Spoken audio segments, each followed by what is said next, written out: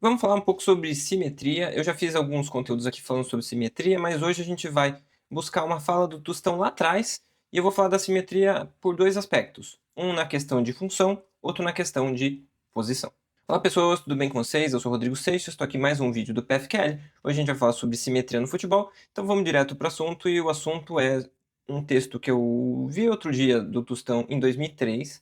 Eu voltei lá atrás, porque por acaso, né, eu acabei encontrando essa coluna do Tostão, e eu achei muito curioso que naquela coluna ele escreve isso daqui, e ele fala que os times do futebol, naquele período que ele estava falando, todos eles tinham basicamente um sistema simétrico, que é o 4-4-2, só que ao mesmo tempo que era simétrico, com dois defensores, dois laterais, dois volantes, dois meias e dois atacantes, então isso é simetria, 2-2-2-2-2, né? Você falando sobre um time com todas as posições iguais, dois de cada lado, dois de tudo. Só que, ao mesmo tempo, cada um deles tinha uma característica diferente, né? Então ele até fala ali no texto dele que um lateral era mais recuado, o outro era um lateral mais para avançar, um zagueiro era mais um rebatedor, o outro era um zagueiro mais clássico. O zagueiro mais clássico, no perfil dele, eu acho que ele quer dizer que é um zagueiro mais de toque de bola, mais qualidade, enquanto o outro é mais de força física e chutão para frente. Os dois volantes, um mais de qualidade técnica e passe, e o outro mais de roubar a bola. Os meias, um mais de ajudar no equilíbrio defensivo, outro mais de atacar. E os atacantes, um de velocidade, outro mais estático de finalização. Então, a ideia dele aí é explicar um time que seja assimétrico. Só que ao mesmo tempo é um time assimétrico, porque todas as posições têm jogadores diferentes. Então isso faz com que o time seja simétrico no sentido posicional e assimétrico no sentido de função. E daí a gente vem para essa outra ideia, que é quando o time estiver atacando, o time talvez crie esse posicionamento.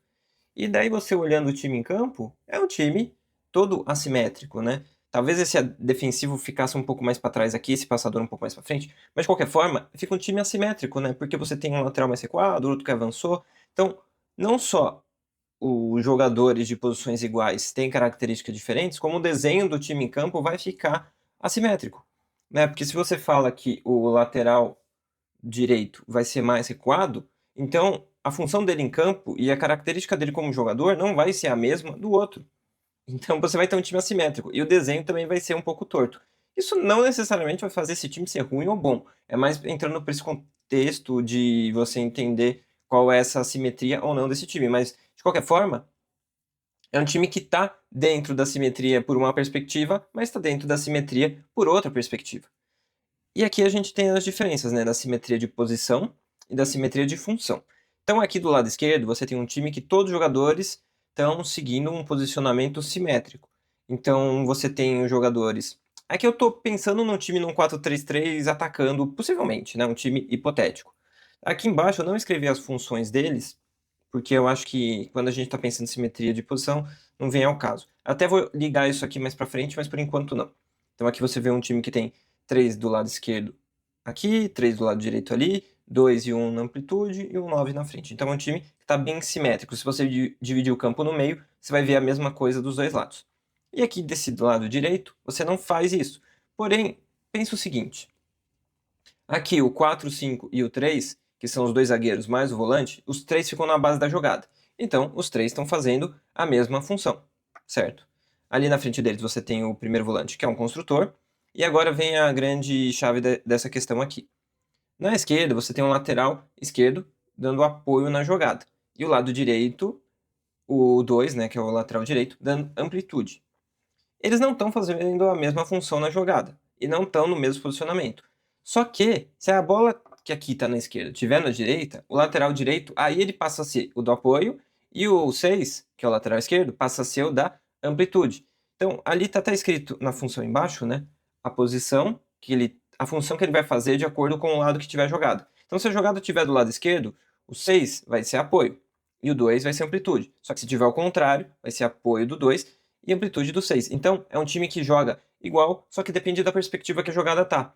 Então, se a jogada tá na esquerda, o lateral esquerdo faz o apoio, o 11, que é o ponta esquerda, aproxima para jogar junto, o 10 fica na posição de infiltrar, o 7 fica o pifador da jogada ali, e o 9 vira referência na área. Só que se a jogada estiver do outro lado, o lateral direito, que é o 2, faz o apoio, o 7 aproxima, o 10 vira referência, o 9 infiltra e o 11 vira o pifador, que ele vem pelo meio ali. Então, no fim, é um time que tem essa simetria, mas de função. Então, se a jogada está na esquerda, ela segue as mesmas lógicas de função, e se está na direita, segue as mesmas lógicas de função de novo, só que ao contrário.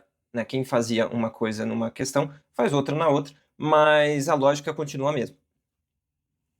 Então, se você está gostando desse vídeo, sugiro você seguir meu canal, eu sou Rodrigo Seixas, faço vídeos no canal do PFQL também, esse aqui é o canal do PFQL, então se você gosta desse tipo de conteúdo, sugiro você seguir o canal do Rodrigo Seixas e o canal do PFQL.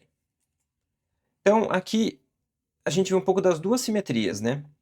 E o PSG do Luiz Henrique, ele gosta de ter simetrias de posicionamento, mas ele gosta de ter o carrossel. Só que quando o carrossel acontece, e o carrossel é essa girada dos jogadores e mudança de posição dentro de campo, mas sempre mantendo um desenho parecido. Então, no desenho do PSG, sempre um jogador tem que fazer o apoio, um deles tem que fazer a largura, e um deles tem que fazer a profundidade. A profundidade é atacar as costas. Então, se o Kvaratskhelia avançar e virar a profundidade, um deles vai ter que fazer o apoio. Isso vai acontecer no jogo todo. Então, olha só essa jogada aqui. O Kvaratskhelia passa ali, daí o João Neves passa a ser o apoio, o Nuno Mendes passa a ser largura e ele passa a ser profundidade. Então, aqui você tem a ideia de posição somada com a ideia de função. Então, aqui você conseguiu conectar as duas coisas para fazer o time funcionar. Então, o PSG atual, ele é muito menos simétrico do que aqueles times antigos de jogo de posição. Só que ele segue essa lógica de função. Então, a simetria ainda está aqui. Aqui, a função acaba muitas vezes valendo mais do que a posição. Mas isso também não faz com que o time deixe de ser um time de jogo de posição. Porque essa questão de simetria, ela pode estar presente em qualquer estilo de jogo. Olhando essa prancheta aqui, você me diria que esse time aqui é um time de jogo simétrico ou não?